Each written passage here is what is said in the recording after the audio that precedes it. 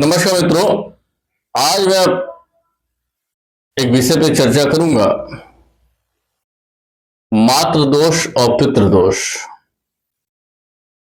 मातृदोष और पितृदोष के कारण जीवन में आने वाली समस्याएं तथा क्या जीवन में किस कारण से इनका बनता है, क्या वास्तव में यह दोष है या पूर्व जन्म के कुछ कहानी बताती है।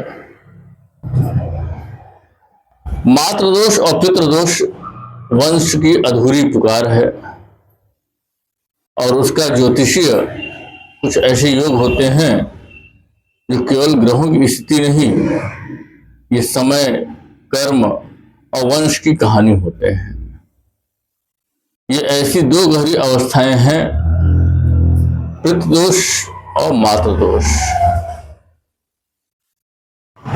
इनको लोग अक्सर दोष मान लेते हैं और गुण दृष्टि से देखा जाए यह दोष नहीं बल्कि वंश की अधूरी जिम्मेदारी का संकेत है। दोष वास्तव में क्या है? दोष का अर्थ है कष्ट नहीं, दोष का अर्थ है ऊर्जा का संतुलन टूट गया हो।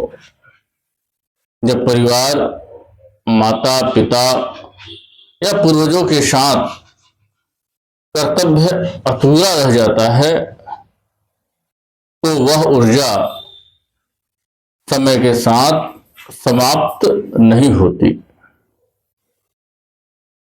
वह पीढ़ियों के बीच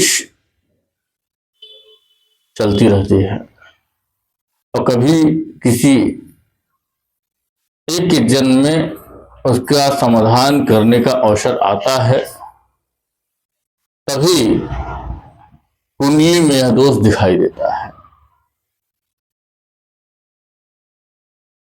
यह दोष कैसे बनता है और ज्योतिष में इन दोषों को बनने के प्रमुख योग कैसे बताए गए हैं, ये सभी संकेत देते हैं कि वंश की ऊर्जा में कहीं ना कहीं असंतुलन बना हुआ है।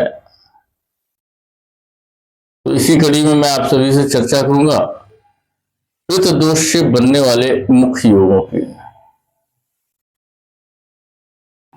पितृदोष में कई ऐसे योग बनते हैं जो कि साधारण तौर पर दिख जाते हैं कुंडली में, जैसे सूर्य का पाप ग्रहों से पीड़ित होना।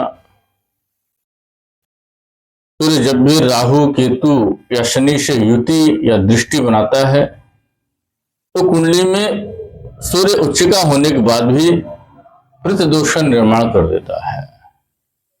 सूर्य का 8वां या 12वां भाव में अत्यंत पीड़ित होना, यह भी पितृदोष के अंतर्गत ही आता है। राहु का सूर्य के साथ युति यह सबसे प्रसिद्ध योगों में से है कि ग्रहण इसको कह सकते हैं, चाहे पितृदोष कह सकते हैं। नवम भाव और नवमेश का पाप ग्रहों के साथ घिरना या उनके साथ बैठना भी पितृदोष का निर्माण करता है। गुरु का अत्यंत पीड़ित होना, क्योंकि गुरु वंश और धर्म का कारक है। जैसे गुरु पापकर्तृ योग में बन गए, गुरु राहु या केतु के साथ बैठ जाए तो इन स्थितियों में भी कहीं न कहीं पितृदोष बनता है। अगली कड़ी में बात करूंगा मातृदोष के बनने के मुख्य कारण। चंद्रमा का राहु या केतु से ग्रसित होना, चंद्रमा पर राहु, केतु या शनि की दृष्टि होना, चंद्रमा का 6ठे, 8वें या 12वें भाव में होने से भी मातृदोष बनता है और चंद्रमा पीड़ित होते हैं। चतुर्थ भाव या चतुर्थेश का राहु, केतु या शनि से पीड़ित होना, चंद्रमा और राहु की युति होना, इसे कई बार ग्रहण योग भी कहा जाता है। चंद्रमा का अत्यंत कमजोर होना और उस पर पाप दृष्टियों का होना, ये योग संकेत देते हैं कि आपकी कुंडली में माता के पक्ष की ऊर्जा में कोई अधूरा भाव या कर्म रह गया है। हमें